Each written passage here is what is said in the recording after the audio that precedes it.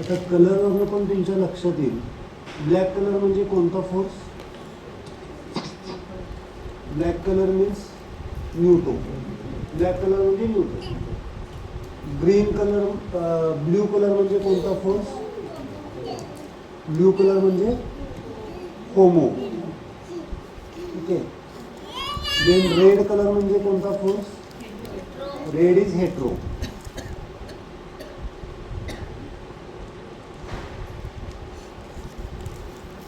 आणि green colour म्हणजे कोणता फोर्स? कनेक्टिंग न्यूट्रो किंवा कम्प्लीट न्यूट्रो पण घेऊ शकता, पण कनेक्टिंग न्यूट्रो. एवढं तर लक्षात आलं. तर मी शेवटच्या वेळेला तुम्हाला एक डायग्राम देणार आहे, त्यानंतर तुम्हाला समजेल की फोर्सेस कुठून काम करतात.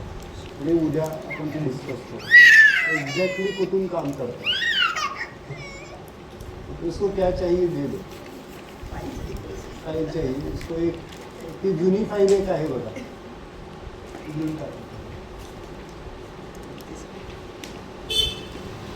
अगर तकलीफ कम करनी है तो जिसको जो फाइल चाहिए वो दे दो.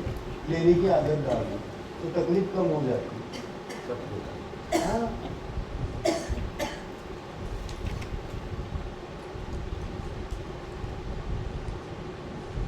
ओके. आता आपण जी मगाची डायग्राम घेतली एका फिंगरची, तर ती अशी आपण हे कधी पण लक्षात ठेवा, म्हणजे आपल्याला लक्षात येतात. आता आपण काय घेणार आहे? हेट्रो फिंगर मगाशी घेतली, आता होमो फिंगर घेतलं. होमो फिंगर मध्ये काय काय पॉईंट्स येतात, ओके, त्याचं एक्सप्लेनेशन घेतो. ओके, इथे घेतो.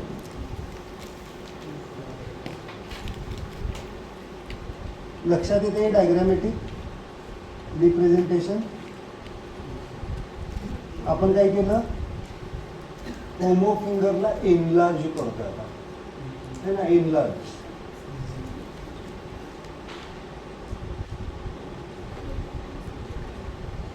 आता थोडंसं आता तुम्हाला याच्यात सांगतो. आता हे ह्याला म्हणतात, त्याला म्हणतात स्टेम मुद्रा. काय म्हणतात? स्टेम. झाडाला काय काय असते? झाड बघितलंय? झाडाला कुठून? रूट म्हणजे मुळं, स्टेम म्हणजे खोड, त्याच्यानंतर फांद्या, आणि फांद्यांच्या मध्ये परत काय म्हणतात? पुढच्या सब ब्रँचला काय म्हणतात? काय म्हणतात सब ब्रँचला?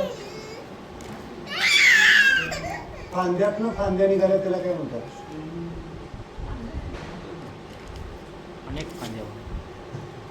ठीक आहे, त्याला आपण सब ब्रँच म्हणतो. काहीतरी एक शब्द आहे त्याला. तर आता ह्या ज्या पॉइंट्स टच करतोय आपण, टिप टच, त्याला काय म्हणतात? स्टेम मुद्रा. हे लक्षात घ्या. त्याला काय म्हणतात? स्टेम मुद्रा. Stem, STEM, stem. स्टेम. त्यानंतर ह्याला जे आपण करतोय, ह्या ज्या टच करतोय 1, 2, 3 खाली, त्याला म्हणतात रूट मुद्रा. त्याला काय म्हणतात? रूट मुद्रा. असं ज्या वेळेला जन्मलेलं बाळ किती जणांनी बघितलंय? कसं जन्मतं? असं जन्मतं. म्हणजे अजून ते कुठं असते? रूट मध्ये असते. स्टेम नाही, रूट मध्ये असते. म्हणजे अजून रूट. आणि नंतर मग कसं होतं? ते हात ओपन होतात. प्रत्येक गोष्टी माझा सिद्धांत आहे, रूट आणि स्टेम. आणि स्टेम मधनं नंतर काय होतात? ब्रँचेस येतात. बेटा उसको छोड़ दो, उसके साथ ये करो. स्टेम मधनं काय बनतात? ब्रँच. और ब्रँच मधून सब ब्रँच. आता आपण जे घ्यायला लागलोय ते स्टेम, ब्रँच, सब ब्रँच. रूट मुद्रा या थोड्याशा वेगळ्या आहेत, स्पिरिच्युअल मुद्रा आहेत, त्या आध्यात्मिक मुद्रा आहेत, आपण घेऊ त्या. ओके.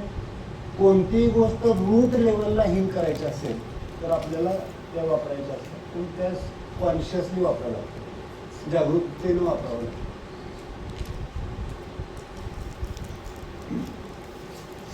आता आपण येतोय त्याला काय म्हणायचं? आता हे काय झालं? होमोची स्टेम झाली. काय झाली? होमोची स्टेम. आता ह्याच्या आतमध्ये जातो म्हणजे होमोची ब्रँच. आता ह्याच्यात परत 4 पॉईंट्स आहेत. ओके, मी तुम्हाला फर्स्ट लाईन मधल्या फर्स्ट ह्या झाल्या ब्रँच मुद्रा, म्हणजे ही ब्रँच झाली, ही ब्रँच झाली, या 3 ब्रँच. पहिल्या ब्रँच मध्ये 4 मुद्रा, 4 परत त्याला सब ब्रँच. आता ही एक ब्रँच आहे.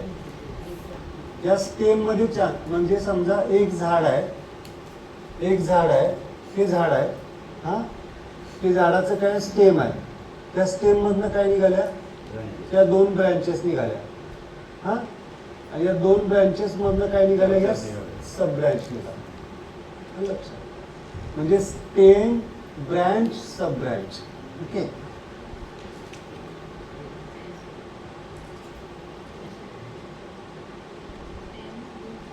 आता इथं 4 ब्रँचेस आहेत या स्टेम मध्ये.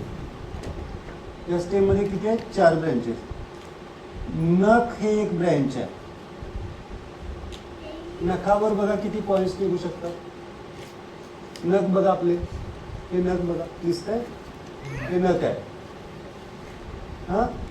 नख जिथून उगवतो तो न्यूटो पॉइंट आहे, ओरिजिन पॉइंट. नख जिथून उगवतो तो काय, ओरिजिन पॉइंट. आता करंगळीच्या साईडचा पॉइंट कुठला येणार सांगा. न्यूटो येणार, हेट्रो येणार का होमो येणार. करंगळीच्या साईडचा, करंगळीच्या साईडचा आपण काय घेतलेत, या साईडचे पॉइंट्स हेट्रो, त्यामुळे हा हेट्रो येणार. आणि हा कोणता येणार, होमो, नखावरचा. हे बघा माझा हात दिसतोय इथं, हा न्यूटो टोकाचा नाही, जिथून नख उगवतं न्यूटो. हा काय येणार, हेट्रो. त्याच्या अपोजिट काय येणार, होमो. आणि या न्यूटोच्या बरोबर अपोजिट इथं काय येतं, न्यूट्रो. म्हणजे हे आपण टच करतो, हे स्टेम झालं, पण अगदी नख जिथं संपतंय तिथं टच करतं. असो, तुम्हाला बऱ्याच वेळेला मी कधी कधी अशी मुद्रा देतोय, इथं सांगत नाही, कधी कधी हे टच करा म्हणतोय. त्याच्या मागचं ते ब्रँच मधली सब ब्रँच. हे न्यूटो स्टार्ट, नखाचा स्टार्ट आहे तो न्यूटो. हे स्टार्टिंग इज ऑलवेज न्यूटो. बर्थ काय आहे आपली, आपल्या जीवनाची स्टार्ट आहे. बर्थ, जन्म हा स्टार्ट आहे ना, त्यामुळे neutro. Starting is always neutro. तिथं ब्रॉड ह्याच्यात लिहून ठेवा एक वाक्य. हेट्रो आहे ते या कोपऱ्यातलं, करंगच्या साईडचं, होमो आहे ते त्या साईड. हां, तिथं आपण एक ब्रॉड स्पेक्ट ह्याच्यात लिहून ठेवा. आपण 99% न्यूटोला मिस करतो, म्हणजे चुकवतो आपण. स्टार्टिंग आपण व्यवस्थित नाही करत, स्टार्टिंग आपण हेट्रोनी करतो कोणत्याही गोष्टी, म्हणून आपल्याला सफरिंग जास्त. बेस पक्का नसताना आपण काहीतरी करायला जातो आणि मग आपण फसतो. समजलं का? म्हणून स्टार्टिंग इज ऑलवेज न्यूटो. म्हणून याला रिस्पेक्ट द्यायचा. हा जरी ऑब्झर्वर असला आहे की नाही, देवांश आमच्या मगाशी सांगालता, कोण न्यूटो सांगालतास मला तू बोलता बोलता मगाशी. महाभारतातला न्यूटो कोण, त्याचं ऑब्झर्वेशन असतं बरं का. कोण महाभारतातला न्यूटो. हा, महाभारतात भीष्म न्यूटो म्हणतो तो. का बरं सांग. नुसतं बघत बसलेला आहे, त्याने काय ऍक्शन घेतलेली नाही. न्यूटो हा फक्त बघत बसतो. आणि कृष्ण कोण आहे, कनेक्टिंग न्यूटो. कनेक्ट केलंय त्याने. हे ऑब्झर्वेशन घ्यायला पाहिजे. सांगण्याचा मुद्दा काय, हे ज्यावेळेला येईल ना त्यावेळेला आपोआपच सगळे problem solve. Starting is neutro, always starting is neutro. Okay. आणि स्टार्टिंग आपण काय करतो, साधं उदाहरण घ्या. मी मगाशी सांगितलं, प्रिपरेशनच विद्यार्थ्यांनी केलं नाही, नुसतं लर्निंग करतायत. प्रिपरेशन नाही आहे आणि हे नाही आहे, पूर्वतयारी नाही आहे आणि काही नाही आहे, चिंतन नाही आहे, नुसतं. म्हणून हे अकॅडमिक बघा, अकॅडमी ज्या चालू आहेत ना त्या सगळ्या बऱ्यापैकी फेल चालल्या आहेत. आता पूर्ण अकॅडमी फेल चालली आहे. बेसच पक्का नाही आहे. स्टार्टिंग कॉपी पेस्ट पाठ करायचं आणि द्यायचं. काहीच नाही आहे प्रॅक्टिकली. माझ्याकडे किती तर काउन्सिलिंगला मुलं आहेत चांगल्या 10वीपर्यंत 99% आणि 98% आणि 11वीमध्ये पूर्ण डाऊट, 12वीमध्ये पूर्ण डाऊट. 40 आणि 50%वर आले. त्यांना विचारलं काय, त्यांना मी एकच प्रश्न विचारतोय, तुम्ही कंटेम्पलेट करताय काय, चिंतन करताय काय? अजिबात त्यांना चिंतन हा शब्दच येत नाही. ते फार महत्वाचं. न्यूट्रो हा इथं नख तिथं जिथं संपतं. Starting always starting is neutro. Hetero homo आणि नख संपले इथं, हा कम्प्लीट झाला. कधी कधी पार्शल कनेक्टिंग न्यूट्रो हे होत नाही, मधला न्यूट्रो एक्सप्रेस होत नाही, डायरेक्ट कम्प्लीट न्यूट्रो.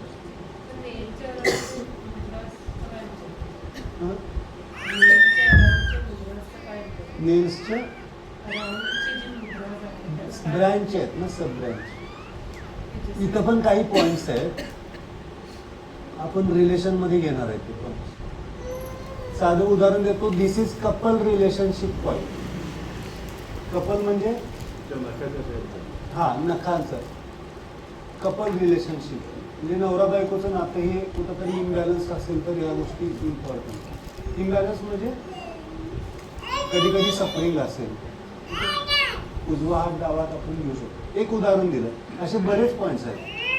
तुमचे कुलदेवतांचे पॉईंट्स इथं आहेत. इथं कुलदेवता हा कुलदेवता किंवा तुमचे पूर्वज सगळे इथं आहेत. आपण ते रिलेशन मध्ये घेणार आहे. आहे की पूर्वजांची प्रॉपर्टी घेतो म्हटल्यानंतर त्यांचं करायला नको. एक तर प्रॉपर्टी घेऊ नका, काही करू नका. साधं आहे, आसक्ती आहे. त्यांनी त्यांचं पोट मारून जपून ठेवलेलं आहे.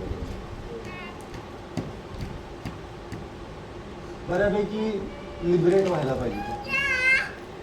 जे घेतोय ना त्यांचं हे करायला पाहिजे. नाही केलं तर मग त्रास होणार. कारण आहेत म्हणून कोणतं ज्योतिष सांगतं, काहीतरी सांगतं तुम्ही पूर्वजांचं केलं नाही, कुलदेवतेचं केलं आहेत. एनर्जीज आहेत, माना ना माना तिथे वर्क करतात. म्हणजे माझाही या गोष्टींवर विश्वास नव्हता, नाही नसायचाच. पण जशा जशा मी केसेस बघतोय, त्यांचे प्रॉब्लेम्स बघतोय, तर तिथे येत आहे. साधं लॉजिक आहे की नाही. आता तुम्ही समजा तुम्ही कष्ट करून एखादी वस्तू ठेवलाय है ना, जपून ठेवलाय, त्या वस्तूचा वापर पुढच्या पिढीला तुम्ही जाताना कसं सांगून जाणार की सांभाळून ठेवा, व्यवस्थित वापरा. तुम्ही वापरा पण व्यवस्थित वापरा. आणि त्यांनी जर नाही व्यवस्थित वापरलं तर काय होणार? They connect at the energy level, सफर येणार. आपल्याला बॅलन्स करणार. ह्यानी काय होणार मग? त्या मुद्रास केल्यामुळं काय होणार? जागृती येणार की आपण त्याचा कसा वापर करायचा. चुकीच्या पद्धतीने वापर करायला लागलो तर त्रास होतो. सो त्या म्हणून ह्या मुद्रा फार महत्वाच्या आहेत. त्या ताईची मुद्रा आहे. त्याच्यानंतर येतं ही न्यूटो झालं. त्याला म्हणतात, आता ह्याला काय म्हणणार? होमोचा न्यूटो म्हणायचं. काय म्हणायचं? होमोचा. ही होमो झाली, होमोचा न्यूटो. हा पूर्ण होमो, हा पूर्ण होमो, त्याचा ब्रँच न्यूटो. आणि आता याच्यात जायचं असेल तर होमोचा न्यूटोचा न्यूटो येणार, सब ब्रँच.